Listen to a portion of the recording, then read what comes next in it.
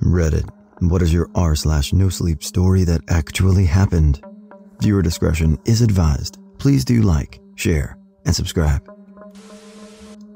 I lived in an apartment a few years ago, 4 units upstairs, 4 units downstairs. I lived upstairs, and the apartment below me was vacant. I kept hearing footsteps through the apartment, and I knew I shouldn't have.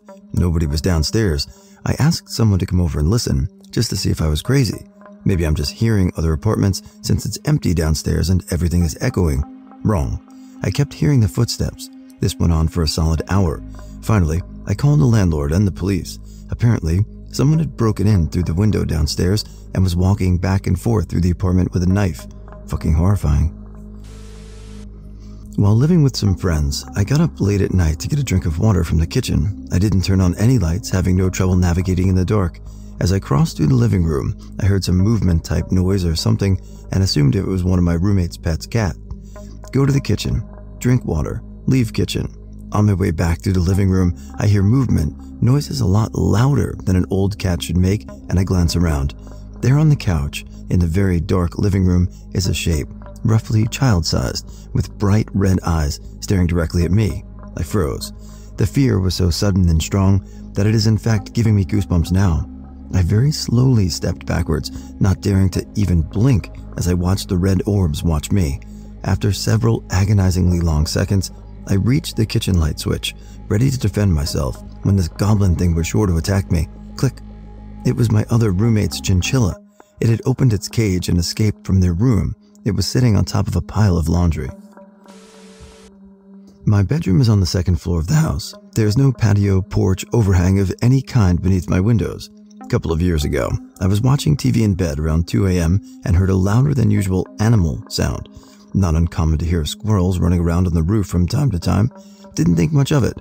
Kept on happening and started to sound awfully close to the window and not on the roof. I ignored it for a pretty long time. After at least 40 to 45 minutes of being irritated by the noise, best guess I had watched a couple of episodes of South Park on my DVR during that time span, I banged on the wall in hopes of scaring them off until I could get to sleep. Just 2 quick bangs with my fist, which were answered with 2 bangs on the wall right next to the window from outside. Needless to say, I just about shit and jumped out of bed. Now, my living room has a bay window and is on the other end of the house, so I could look out that window from the side and see my bedroom window. I hustle downstairs and peek out. I see a guy standing in front of my house, below my bedroom window. He's got a knife, small pocket knife in his hand, and he's petting the front of my house. Call the police and wait. He never leaves the front of the house, even when they roll up, and ultimately disarm and arrest him without much struggle. I was about 19, living with a roommate going to college while living in an apartment complex. Occasionally I get mild bouts of insomnia, but nothing serious. Usually just a delay in my bedtime of an extra 2 or 3 hours. One night, I suddenly just cannot sleep. Nothing will get me to relax, and I eventually give up and just sit in the front room playing Heavy Rain all night as it had just come out a few days ago. The next day, when I head off to work exhausted with 0 hours of sleep, I get a text from my roommate. Dude, the police are all over the apartment complex. Apparently 9 apartments, including our downstairs neighbor, were broken into last night with people home sleeping. Some people even reported things being stolen from their rooms they were sleeping in. It hit me that had I not stayed up all night and left the light on in the front room, I would have been robbed, or worse. When I was in 5th grade, some guy who was mentally ill had a meltdown somewhere in Chicago. Apparently he shot and killed some random guy and stole his car. He drove up I-94 towards my suburb, got off the highway, and drove straight into my neighborhood. It's very close to the exit, and just started shooting sporadically at people's houses. He somehow wound up in my backyard, which is full of trees by the way, and was just shooting in every direction. I can still vividly remember brake lights in the middle of the otherwise pitch black woods and sparks from the gunfire going off in every direction. The cop showed up and shot him to death. Luckily no one was hurt, but my neighbors did find a bullet in the middle of their mattress. Fireworks are not so fun anymore. I live in Fort Wayne, Indiana, for a short time, and the house I stayed in was on the outskirts of the main city, set way back on a dirt road in Farmville. The house is over 200 years old, and I would routinely freak myself out because of the age, location, and my only other roommates were 2 cats. Anyways, during one of the coldest nights in January, -15 Fahrenheit, I heard someone frantically ringing my doorbell at 2:30 to 3 a.m., slowly approaching the door to get a glimpse of my unexpected company before they realized I could see them. Suddenly, I heard them thump across the wooden wrap-around deck leading up to the front door and make their way to the big glass side door. I heard a moan or groan. I heard someone jiggle the doorknob. By this time, I'm calling the cops and cowering in my room with my pistol drawn.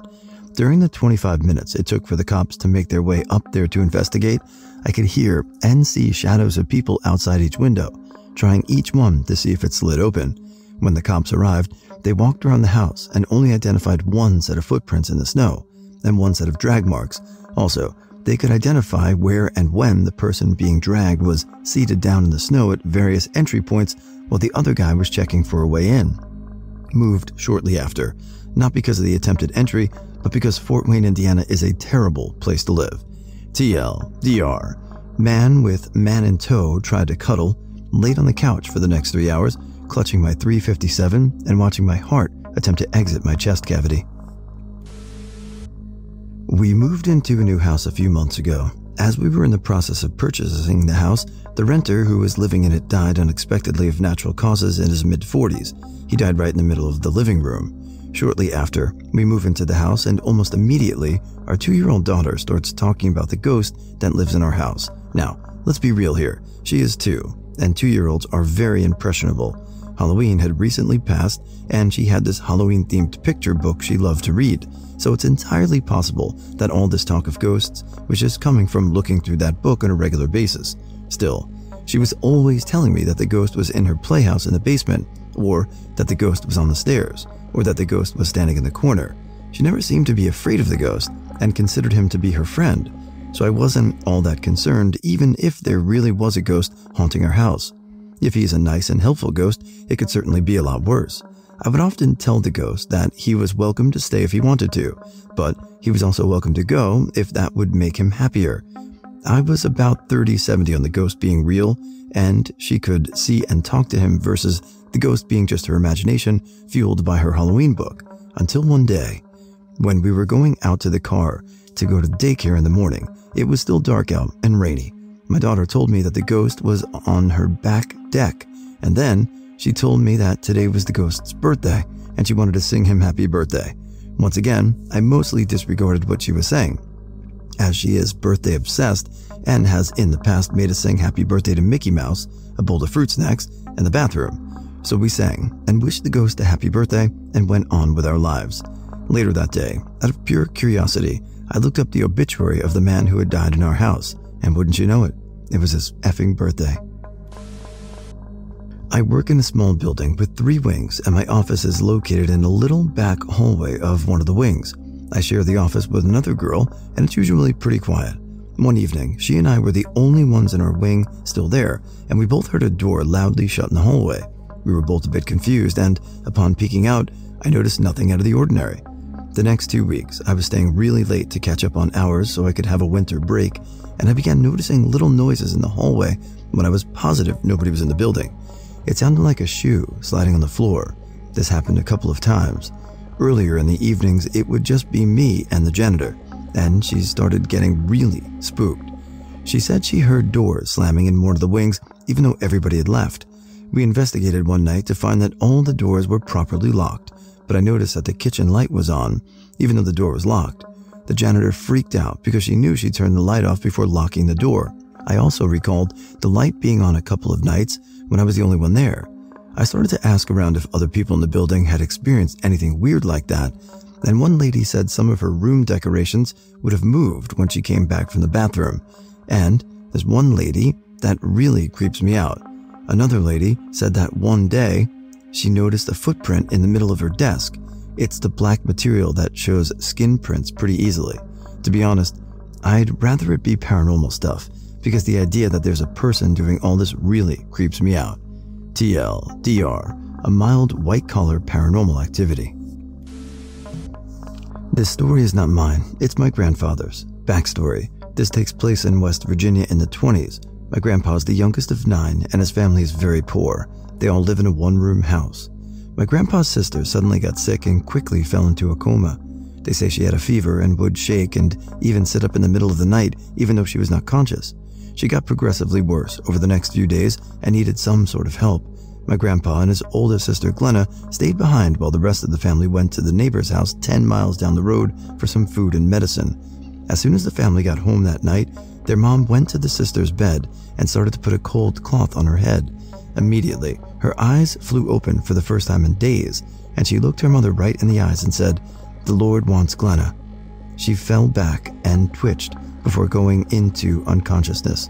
The next morning, Glenna and the sister had died. The younger sister died from the fever, and Glenna died from unknown causes. So I had this whistle that was pretty shit. It was super obnoxious, with this terrible but very distinctive sound. It was like the death cry of a goose, followed by a rattling noise. It always hung off a bright orange lanyard, which I'd hook on the door handle of my front door. Every morning, I'd get up and see the awful whistle hanging from my door. Now, right next to my front door was a window that didn't quite latch. It wasn't open all the time, but if you pushed on it for long enough, it would give way. One night, it was raining hard as hell. I woke up at 4 a.m. to the sound of banging downstairs. I assumed the wind had blown the window open, and I didn't want the carpet to get soaked. So I got up and went to close it up again. Sure enough, the window was wide open. As I went to close it, I heard something out the window. In the distance, I heard the fucking whistle. It was gone. The lanyard and the whistle were off the handle, and someone was blowing the whistle somewhere out in the storm. I checked the house top to bottom. Nothing else was stolen, just the whistle. I fixed the window. It was winter break, freshman year of college. I drove up to visit one of my friends in northwestern Pennsylvania for New Year's. I needed to be back home the next day for work, so I decided to drive back at like 2 a.m. I was driving down Interstate 79. For anyone reading this from Pennsylvania, I was around Grove City where this event took place, and I maybe saw 2 cars in a 60-mile span. I came up around a bend and saw what looked like a black bear in my lane, and I swerved and went off the road and crashed into the tree line next to the highway. I was in the middle of nowhere, and the bear just booked it into the woods. My car was fucking totaled, and I knew I wasn't going to see any cars for hours to help me out. I called 911, and they said they would come in like 20 minutes. I got out of the car and stood up on the shoulder of the highway and waited. After about 5 minutes, I heard some rustling in the bushes, and there it was, the fucking bear. Turns out, when I went off the road, I hit a cub, and Mama Bear was pissed as hell. I booked it over to the back of the car and hopped in the trunk. Thank God I had a big Ford Expedition, so the bear couldn't fuck with it too much. For another half an hour, the bear tried ramming the car and was trying to get at me in a frenzy. The police showed up, and the siren scared Mama Bear off into the woods again. It was the most terrifying experience of my life. All of the alarms in my house went off at exactly midnight. Then, later in the night, all of my phones in my house rung at exactly 3 a.m. I watched The Babadook the day before with my girlfriend. Needless to say, I was terrified. My daughter slept in the bed with me for a few years after her father and I had divorced, probably ages 3 through 6 or so. My bed was against the wall, and she slept on the side of the wall. I slept on the side facing her, so my bathroom was to my back. We had not fallen asleep yet, but had just been laying there being quiet and still. All of a sudden, she says, "Mommy, why is there a man standing behind you?" My body turned ice cold, and it felt like all the blood drained out of my body. I finally got up the nerve to turn over and look. There was nobody there. She had said it so seriously, but the little toot was totally joking. I've never been so scared in my life, and to this day, I will not sleep with my back facing the bathroom door. This was 13 years ago. Hunting with father-in-law. It's well before sunup, maybe 5 a.m., and we hiked to a patch of trees and sat down, him maybe 70 yards south of me, with me facing out into a clearing. He had a flashlight, and I didn't have one on me at the time. It was so dark you couldn't see a hand in front of your face. After about 20 minutes, I hear something really big walking maybe 10 yards in front of me. From the sounds of the leaves or branches breaking, it sounded human-sized. It startled me, and I'd loudly call for my father-in-law to turn on the flashlight. Right in front of me, where the noise was coming from, I hear his voice say, "Nah, it's cool." The noise happened again about 10 minutes later, and I called out to him, assuming it was him making the noise. No response. So I made my way over to his camp and asked him if he had just walked near me. He said he hadn't gotten up the whole time and was confused why I would have heard his voice. Skinwalkers, man.